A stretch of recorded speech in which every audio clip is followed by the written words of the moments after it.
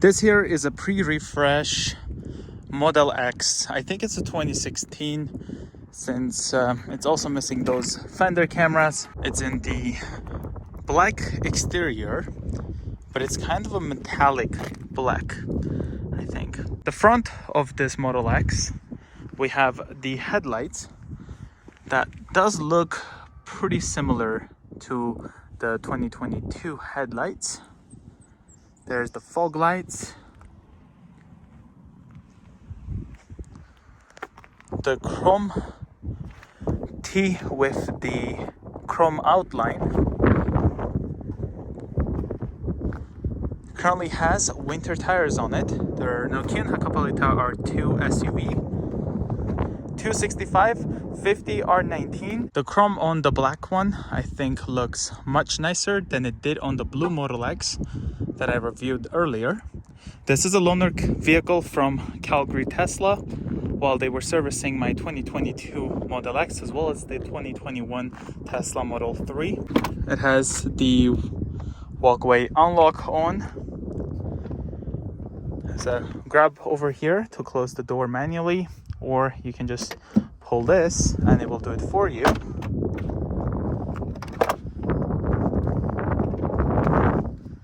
Full automatic window down with full up. Storage space. Soft armrest over here.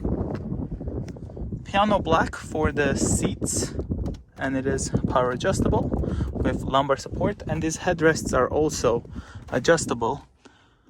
If you are touching these ones, you can then select to adjust the headrest like this.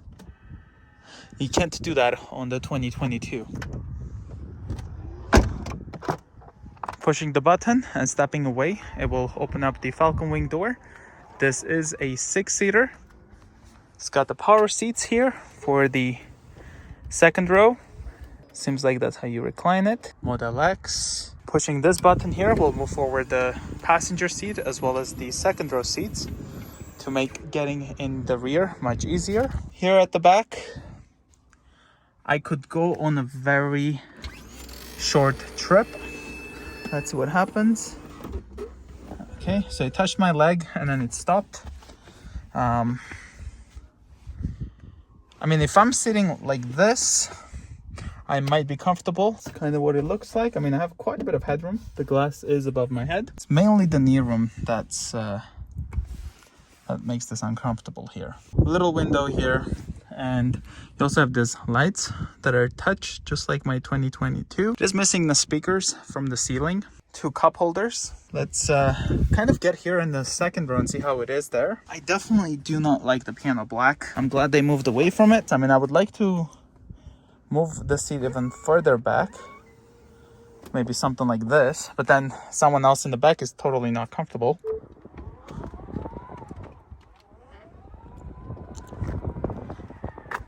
So here's the tailgate, the amount of space you have here for storage. So if you have the third row up, you have pretty limited storage. You would get more, I believe, on the 2022, the refresh ones, because you have storage space here and here. This side is pretty deep on that. But on this one, all you have is this space over here, which is also much bigger, I think, on the refresh one. Pushing this button, you can fold the seat, otherwise you can't. It's actually really difficult to put the seat back up. Personally, if I do need a third row, I would go with the 7-seater. I just don't really like the middle being open like that. But that's just my opinion. But this is the amount of space you have. You can also not fold the second row. That's another thing. So if you have a big box that you're trying to carry home from your Costco, like a TV, for example, it might be pretty tough. So I don't think I should use that one because that moves the driver's seat forward. So let's see, how far forward can this go? I don't really like how you cannot fold the second row seats. And I also don't like the middle being all empty like that. But I do think the 6-seater is a way more popular option because I think that's what I see most. But for me, 5-seater it is. And if I need more seats, I would go with the 7. And again, you can't fold the second row seats, so you can't really have a lot of cargo room. This one, to open the Falcon wing door, is actually broken. This is how it's supposed to be. So you have this, so you pull up, and then it would actually open it, and then you push down, it will close it. There's the vent there. We have vents here as well. Pushing this, 2 cup holders, 2 USB ports. Here's the empty space here, which honestly, it does feel a bit weird. There's the look here at the back. Vents. So if I try to pull this, it is stuck. So it's not actually working. So it's broken, I would assume. And then if you get in here, there it is. It closes. Here's the wood trim in the back, the armrest, window switch. And speaking of that, that's kind of how I do get out of this. So what I do is I lower the window, I feel for the handle, push it, and then close the window while the door is going up. And then I can get out. Otherwise, this isn't working. Here's the charge port. Has that nice glowing. It is now removed on the refreshed one, so you have a newer charge port. But I do like the taillights on the newer one. Just this part being all black, I think looks much nicer. Pushing twice here on the fob, it will open up the frunk, which has quite a bit of storage space, as you can see, with 2 lights. And also this is where you fill up your washer fluid. And then hold it from here, pull it down, 1 hand here, 1 hand here, and I can just simply close it. This car also has the summon features. If I hold here on the top of the key fob, the lights turn on, so does the hazards. And I can then press back or forward, whichever one we want. So let's do back, and the car is now going to start reversing backwards, just like that. If you press once on the key fob, it will stop, or the door handle. If I get behind it, it's gonna try to steer away from me.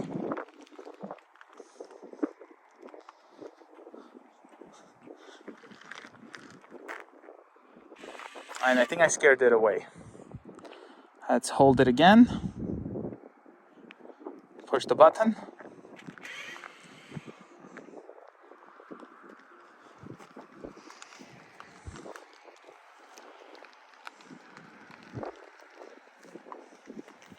Push once and it will stop.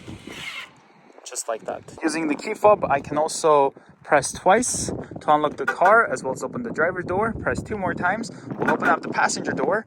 Press twice here on the side where the window is, it will open up the Falcon wing door. Same on this side, we'll open the other one. Twice on the tailgate, we'll actually open the tailgate. I have a more detailed video on the key fob, and then 2 times on the front, obviously open the front. 1 touch on the top will actually close everything, as well as lock the car. It also has this really cool Model Xmas. So this one uses the older song to do the Xmas dance, unlike my 2022. It was all just a dream. That's pretty cool. Pushing the brake, it does end up starting it up. One thing for sure, this is not like a true one pedal driving like my current Model X. I actually have to touch the brake to kind of put it in hold. So it's not as fun to drive than the current Model X. Got the toy box here, so romance, all this cool stuff. And then we have entertainment, which has the arcade and all that stuff. Just like that. It is missing like Netflix and stuff. Interesting. Okay, so this one I guess doesn't have it. We have the web browser. Might not have the premium connectivity. Not sure. Or it does. It is much slower though. There's the web browser. And then charging. 59% battery. Energy, cameras. This only has a backup camera. Calendars, call. Touching the fan ends up opening this up where you have your biohazardous mode, dog mode, camp mode, heated steering wheel, and like a heated wipers. All seats are heated.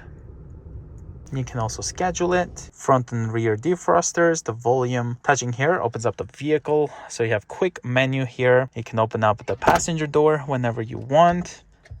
Touch it again. It will close it just like this. Open up the trunk and the front frunk. Rear fog lamps, front fog lamps. You can fold the mirrors from here. Or on this one, you can also fold it from the middle, just like this. This ones will open up each side Falcon wing door. You can also touch to stop it. And then you can close everything from here as well. Seats, you can move forward and back the second row seats. And it does actually move the front passenger seat as well. And if you do the driver one, it moves my seat as well. So which is a bit strange. And then there's that. You have easy entry, off recommended for child seats. Suspension, you can have up to 22 centimeters of ground clearance, it looks like. Very low is like 15 centimeters. Driving autopilot, you can customize the summon feature. Vehicle, from here you have quite a bit of features to adjust. Display, this car definitely has a lot of features for being a 2016. And then we have the trip, so you can see all your trips and current odometer, which is 65,062 kilometers. Navigation, safety and security. It does not have a sentry mode or dash cam feature, it seems like. And then wheel configuration, so you can touch and then select which wheels you have. Jack mode, wiper service mode. If you touch this, the wipers become like that, just like all the other Teslas. On the steering wheel, the horn is where pretty much all of them are.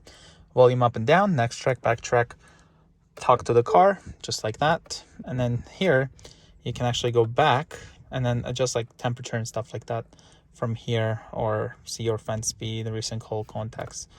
I like how you can see your average watt hours per kilometer for the past 50. It's nice. I wish the 2022 will give me these features, but it doesn't have. In here, there's like a spot for cups, and then there's more storage back there. Storage here as well. And then armrest, which you can move this forward and back. I totally do not like this. I love the current 2022 armrest. And then this one, I think you push down here. It has this, but having a case on my phone, I can't even plug in my iPhone 13 Pro Max, and then 12-volt outlet, and then it has this 2 USB ports, and it could be that this here is for the charging cable right there, as you can see. Something I totally did not know, you can actually have a pin on the glove box. Even though this has a button, you can actually go here to the safety and security, and then you can type in a pin for the glove box. And now if I push it, it actually wants a pin. And just like the other ones, it's always changing the location for the pin, so that with your fingerprint that you leave behind, people can't really know where the pin is, like what pin you have. So since this isn't my car, I'm going to disable that. But yeah, you can have a pin on your glove box even on these X, and I didn't know. It is missing the camera that you have here on the current refreshed ones. There's the sun visors, the vents, turn signals. These are pretty much out of a Mercedes C-Class, I would say. And then this like from a GLA, I would assume. Then you have the autopilot, so you can adjust the following distance. On the current X, if I go right or left on the autopilot dial, it does absolutely nothing. There's no functionality to it. You can't adjust your following distance like easily like this. You have to go through the settings, and then you go to autopilot, and then you can customize it on my current 2022 X. I love being able to quickly adjust my following distance upon my needs. It's a bit distracting that I have to do that from the screen. At first, I thought the button is broken, so I let them know at the service, and then they said that there's nothing for it. All windows are fully automatic. There's the mirror switches here, the door handles. Since this is a loaner car, I always wondered what happens if I actually go to a supercharger. I would assume this has lifetime supercharging. Let's see what happens. Will it charge? Okay, so it's charging. 35 minutes to be at 90% battery. If I want it at 100, that would be 50 minutes.